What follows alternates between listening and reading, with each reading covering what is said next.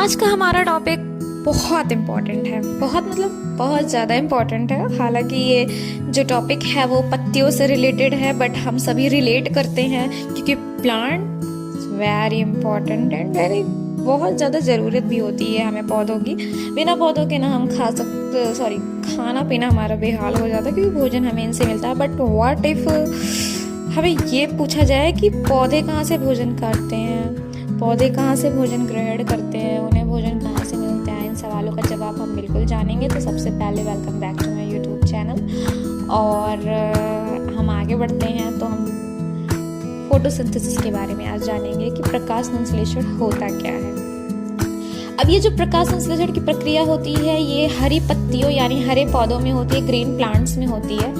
तो green plants में but किसके प्रेजेंस यानी किस चीज़ की उपस्थिति में ये अपना भोजन बना लेते हैं, क्या आप ये जानते हैं? ये इनको जरूरत पड़ती है सूर्य के प्रकाश की, बिल्कुल सूरज की रोशनी। जैसे आप सुबह सुबह नमस्कार नमस्ते करते हैं, CO2 की जरूरत पड़ती है जिसे हम छोड़ देते हैं, वही जाने देते हैं। दूसरा पानी, जो जल ही जीवन है। 3 चीज़ों की बहुत ज़्यादा ज़रूरत होती है। तो हम देख लेते हैं ये पाते कहाँ से ये सारी चीज़ें। तो पहली चीज़ ये जो पानी को पाते हैं ये रूट जड़ों से पाते हैं, जो हम इन्हीं जल जा करके दे दें ताकि पौधा हमारा बहुत अच्छा हो जाए। दूसरा CO2 ये हवा से आसपास से ले लेते हैं, और सनलाइट तो इन्हें खैर सूरज से मिल ही जाता है। और हालांकि इन तीनों चीज़ों को मिक्स करके ये बना देते हैं ग्लूकोज, जिसे हम C6H12O6+6CO2 के नाम से जानते हैं। और ये सभी को जानकारी होनी भी चाहिए, क्वेश्चन है याद कर लो। और याद करने में क्या ही जाता है, याद करने से तो हमें याद हो जाता है।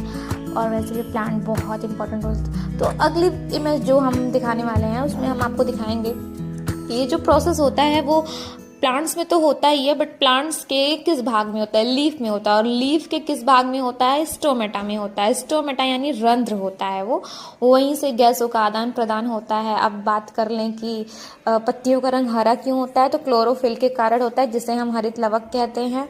अब दूसरी बात करें कि जो सन से मिल रहा है उसमें से हमें आसपास से हमारे हवा से वातावरण से हमें CO2 भी मिलता है, और CO2 और सनलाइट मिल करके ग्लूकोज चीनी का निर्माण करते हैं, जो बहुत बहुत बहुत बहुत इम्पोर्टेंट होता है। So this is a important topic. और बहुत सारी चीज़ों में हमारे क्लाइमेट को सुरक्षित भी रखता है। हालांकि सभी को पता होगा कि पौधे कितने इम्पॉर्टेंट होते हैं। और भोजन बनाने के लिए मैं आपको एक बार दोबारा रिकॉल कर देती हूँ कि सनलाइट, H2O और CO2 इन सब की उपस्थिति में ये भोजन बनाते हैं। एक क्वेश्चन है C6H12O6+6O2।